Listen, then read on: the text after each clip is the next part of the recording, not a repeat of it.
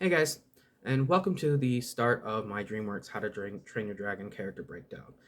In these videos, I'm going to talk a little bit about the characters and the different changes that they go through um, within the films, starting with the first one, starting with Hiccup as the main protagonist. I won't go too much into detail into the actual plot. I will do that in another video later. If you're interested in that, don't forget to like and follow so you get notified of it and you don't miss it. Um, Otherwise, here's what I have to say about Hiccup through the first movie. Hiccup is very much the black sheep of his clan.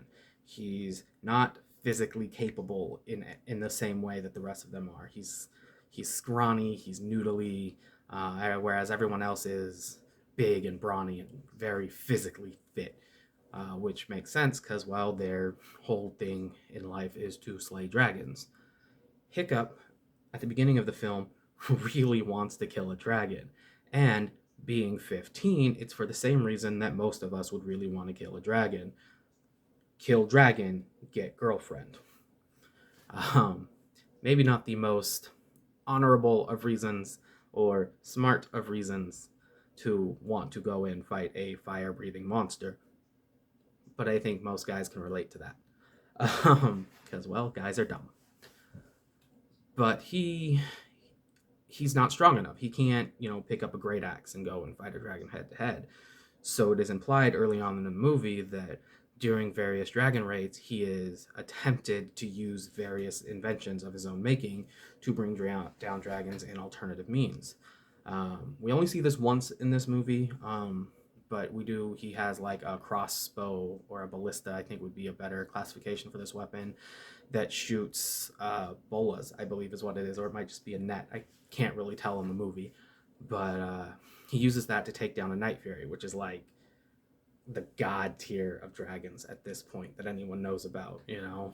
And so when he takes it down, it crash lands in the forest, and unfortunately, in doing this, he gets distracted and gets ambushed by another dragon, which then he leads on a merry chase through his village, which causes them to do a lot of destruction, and the dragons get away with a large part of their herd of sheep. As you can imagine, people were not happy about this. Um, and this is where we find out that a lot of Hiccup's determination as well comes from the fact that his father is the chief. And of all of the manly men and fucking strong ass women in this film, he is the manliest of men. And like he goes through a bunch of different legends of what his father did in the past, and we begin to understand why he would be so insecure and why he feels like he needs to be able to kill a dragon on his own. He has to measure up to his father, a father who very clearly doesn't respect him, isn't proud of him in any way, and at one point in the film does say he's disappointed and he is angry that he is his son. Um, we'll talk about that when we get to Stoic the Vast character breakdown. Until then, that's our introduction to Hiccup. Black sheep, doesn't fit in, wants to, but can't. Tries to find alternative means, always seems to go wrong.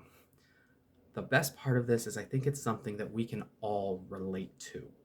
Um, we've all been in a situation where we feel like we don't belong, and every time we try to fit in, things go horribly, horribly awry. Uh,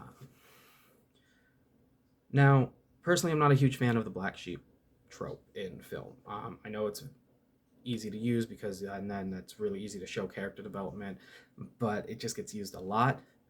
It is used well in this movie, mostly because we spend all of 5 minutes on it. Basically, as soon as the opening sequence is over, Hiccup is running off to start his adventure, and then we meet Toothless.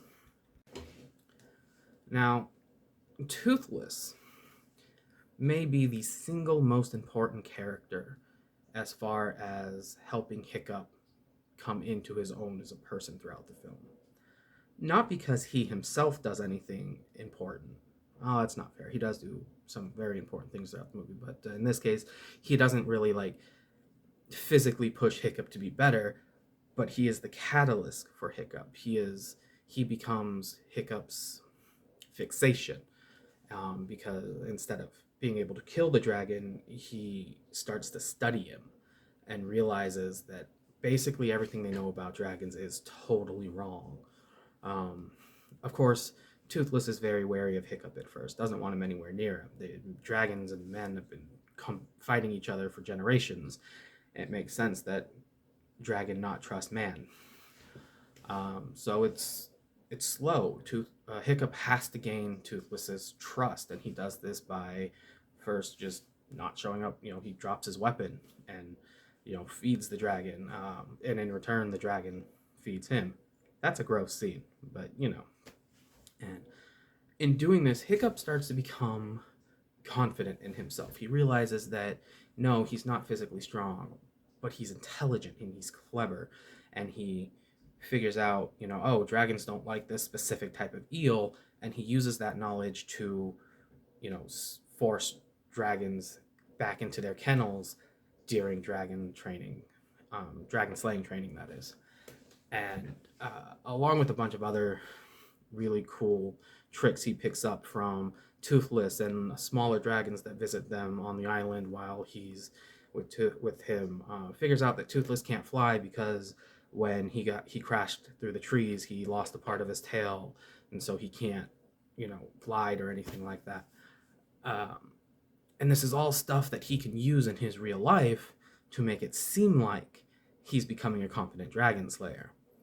So much so that he becomes the best student, much to Astrid's chagrin. We will definitely talk about her.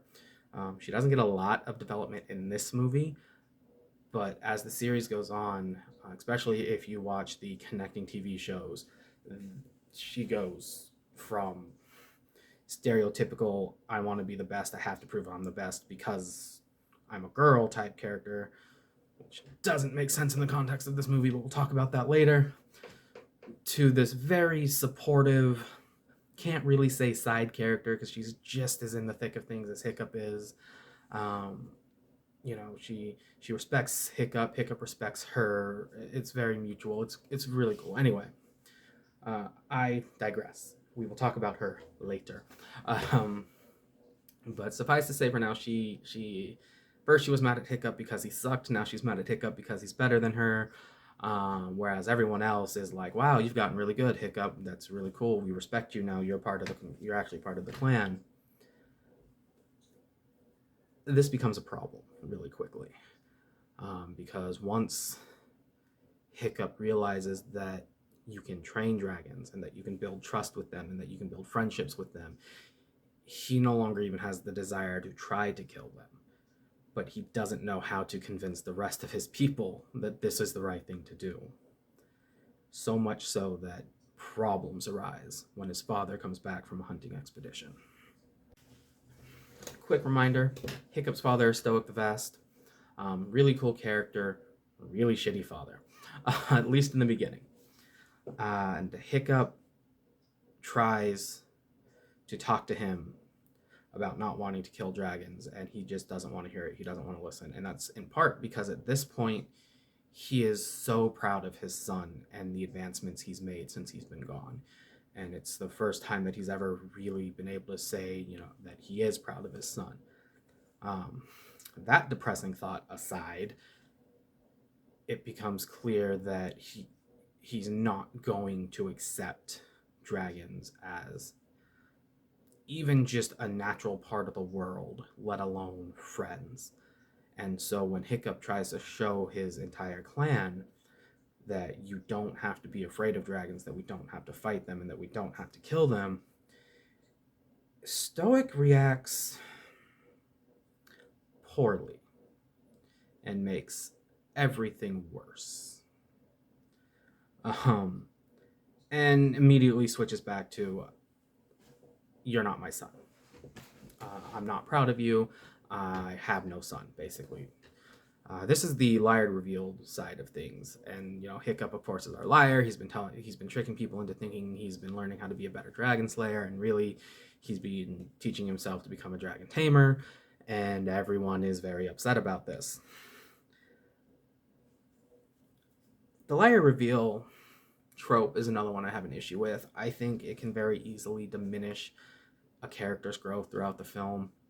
I think it works here again because, much like the black sheep thing, we don't spend a whole lot of time on it. It's basically, we caught you, and then we move on to the next major plot point and the start of Hiccup's final piece of growth within this film.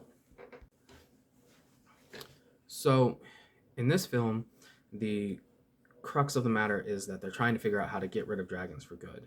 And Hiccup lets slip that Toothless can lead them to the dragon's nest. His father immediately jumps on this, decides he's going to use Toothless to lead them to the nest, and they're going to wipe out all the dragons. Hiccup tries to convince his father that this is a bad idea, not only because killing dragons at this point is immoral, because he's learned that they're only doing it because they're only attacking humans because they have to and defending themselves when they come to the islands, but also because he's generally worried about his father and his people, because they're walking into a fight that they don't realize is much bigger than they think it is. And at this point, Hiccup, he can't make his father listen. He doesn't have the confidence. I don't want to say courage, but definitely confidence is an issue here because he cannot make his father stop and listen. This could be in part because his father is a stubborn, bull-headed prick, but also Hiccup, like I said, just lacks confidence here. But it's at this point, as he watches his entire clan sail away to fight these dragons, that he realizes he can no longer just stand by and watch this happen. He has to go and stop them, and save them. Also, is a thing he wants to do. Now, of course, he expects to have to do this alone, because at this point, he is the only one who truly believes that dragons can become friends with humans, be allies, basically. Yeah, Astrid accepted it when she caught him out in the woods with Hiccup, but he doesn't at this point believe that she's willing to help him. That is until she shows up and basically says, hey, what are you going to do about this? And he tells her, and she's like, okay, let's go. So that surprises him. What surprises him even more is when the other three members of our main cast show up, who they don't get a lot of screen time, so I won't spend too much time talking to them about them. But you've got Snotlout, he's the jock of the group. You've got Fish Legs, he's the nerd. He knows everything there is to know about dragons and their abilities and their stats. And then you've got Rough Nut and Tough Nut, the twins, who are just dumb. That's their character. They're dumb. And it surprises Hiccup that they show up and are not only willing to trust that dragons are worth saving, but they're willing to follow him. And this is what I think gives him the real final push into becoming who we will see in later films and in the shows, is that now he is a leader. He has taken the same role for these 4 other kids as his father takes for his entire village, and they're trusting him to lead them into a fight and get them home safe. And that's the most important part. All right, so final thoughts about Hiccup's development within this film. It moves really quick, which is nice. The pace, this movie is an hour and 39, 45-ish minutes, but it doesn't feel like that. It would have been really easy for this film to just feel like a slog, and it doesn't. The pacing is great, especially with the character development, and that's true for everybody. When they're on screen, every word they say, every move they make, every thing that happens to them serves to push their character forward. Nothing happens without a reason. And with Hiccup particularly, we get to see him go from scared kid to competent leader in the span of this nearly 2-hour film. And it feels believable. It definitely feels like the changes we see in him are changes that would happen within the time frame of the film, in real life. Speaking of the time frame, it does feel like this film takes place over at least weeks, if not months. So that makes the progression of the characters feel even more believable to me, anyway.